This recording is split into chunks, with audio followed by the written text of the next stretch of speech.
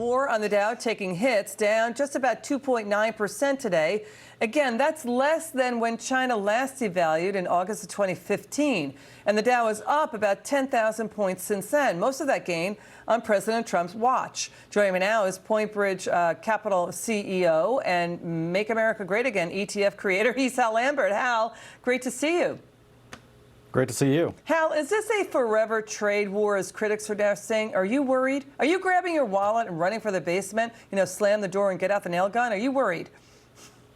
Only if I was in China, not in the U.S., though. I think, I've been saying for over a year I didn't think we would get a Chinese trade deal. It didn't look like we were going to have one, and it actually looks worse now. So I think everyone's coming to the realization that that's not going to happen in the near term. How long this goes really is going to depend on how much pain China goes through on this. I don't think it's going to be as painful as the United States as it is for China. And I think China's lashing out a little bit here in the way that they can without totally hurting themselves. But I think they're shooting themselves in the foot because President Trump's not going to back down.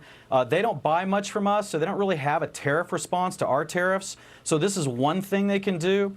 But, also I think this sell-off that we've had in August is really a reflection of it's the weakest month in the market typically, August is. We were up 20% through July. So the markets were due for a pullback. I think some of this is just an excuse for that, which was, kind of a needed correction that happens. So I don't see a long-term problem here in the U.S. equity markets. Could we go down some more? Sure. We're down about 6% from the highs. We could go down another 4% and have a normal kind of 10% correction, which is fairly standard throughout, the history of the markets every year. Yeah. This is the longest expansion in U.S. history. It's been quite a bull run. I mean, but, the U.S. companies do sell an awful lot into China. We're talking Nike, Apple, and so forth, hundreds of billions of dollars there.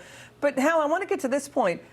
What next? Will China just keep on stealing? What's the end game here? Can we seriously stop that?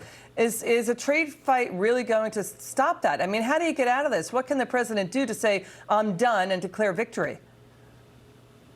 Well, I think there's just going to have to be more pressure put on China. Look, we're asking them to change their entire structure of the way they do business. So this is not going to be easy. It's not going to be easy for them. We're asking effectively their leaders, there's 7 people that make the decisions in China, to give up power. Because right now they want to control everything, and that includes, the theft of IP, the growth of the economy, where capital's put, all the subsidies that they do. That's all controlled from the top. We're saying you can't operate that way. You're in the WTO. You're not supposed to be doing that. And we want them to have a new agreement that's enforceable. They don't like it. So I think we're stuck with this through the election of 2020.